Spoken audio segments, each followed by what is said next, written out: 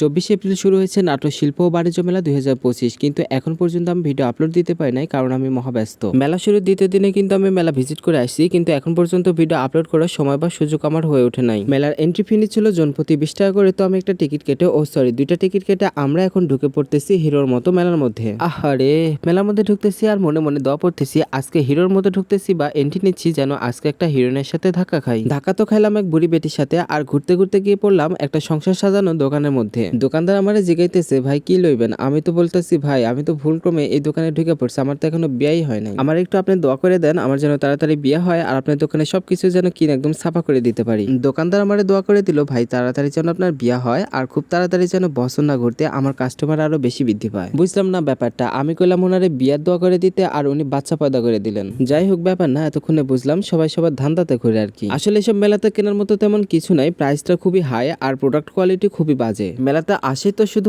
মানুষের ধাক্কা খাওয়ার জন্য আর কি। এপ্রিল মাসের 24 তারিখে মেলা শুরু হয়েছে আর আমি গিয়েছিলাম 25 তারিখে, আর সেদিন গিয়ে দেখি মেলাতে অনেক স্টল আসছে আর অনেকগুলো ফাঁকাও রয়েছে, মনে হয় পরবর্তীতে আরো আসবে। আপাতত এগুলো ঘুরে ঘুরে দেখতেছিলাম মেলাতে কেমন কি আসছে। আর ভিডিওটা এতদিন পরে আপলোড করার কারণটা কি আপনারা জানেন? আপনারা তো সবাই জানেন আমার এক্সাম চলতেছিল আর এক্সামের পড়া চাপের কারণে আমি ভিডিও এডিটিংও করতে পারি নাই, ভয়েস ওভারও দিতে পারি না, যার কারণে ভিডিও আপলোড করতেও এতটা সময় লেগে গেল। তবে আপনারা যে এতদিন আমাকে কতটা মিস করেছেন তা কিন্তু আপনাদের কমেন্টস থেকে বুঝতে পেরেছি। আপনারা অলওয়েজ চান আমি যেন এরকম ব্লগ ভিডিও আপলোড করি, কিন্তু এই ব্লগ ভিডিও তৈরি করতে অনেকটা সময়ের প্রয়োজন হয়। সময় আর সুযোগের অভাবের কারণে আপনাদের প্রত্যাশাগুলো পূরণ করতে আমার একটু কষ্ট হয়ে যায়। তবে চেষ্টা করি আপনাদের প্রত্যাশাগুলো পূরণ করার, আর নেক্সট টাইমে আরো বেশি বেশি করে ভিডিও আপলোড করব। সে পর্যন্ত আপনারা কিন্তু অবশ্যই আমাকে সাপোর্ট করবেন। মেলায় ঘুরতে ঘুরতে কিন্তু একটা দারুণ জিনিসের দেখা পেয়ে গেছি, বলেন তো কি? এই যে এই মুখোশ, অলওয়েজ যারা গিরগিটির মতো রং বদলান তারা কিন্তু চাইলে এই মুখোশগুলো কাছে রাখতে পারেন, যখন প্রয়োজন হবে তখন কিন্তু মুখোশ পাল্টাতে পারবেন। মেলাতে সুন্দর সুন্দর সানগ্লাসের কালেকশন আসছে দেখলাম, তো এখান থেকে দেখতেছিলাম আমার ফেসের সাথে কোনোটা যায় কিনা। যদি হঠাৎ ভাগ্যক্রমে কোনোটা যেয়ে যায় তাহলে কিন্তু কে একটা গিফট করলে কিন্তু মন্দ হয় না, তাই না? কিন্তু আমি তো আর গিফট করার মতো তেমন কাউকে মেলাতে ঘুরতে নিয়ে যাই না যে আমাকে কেউ গিফট করবে, তাই না? আমি কিন্তু এখনো বাচ্চাদের মতোই আছি,